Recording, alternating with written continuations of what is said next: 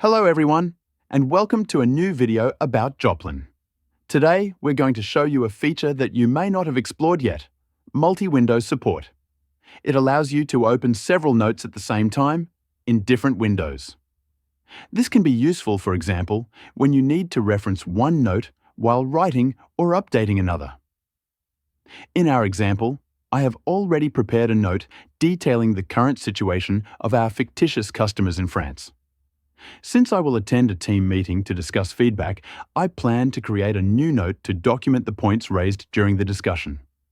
To open my existing note in a second window, double-click on it, or select the desired note and choose Edit. Edit in a new window. This enables me to reference important client information and update it simultaneously, avoiding the need to switch between notes. This approach saves time and ensures I capture all feedback from my colleagues effectively. Little bonus, you can also open another small window to draw or take visual notes during a meeting without leaving your main screen. We hope you found this video useful, and we'll see you next week for the next one.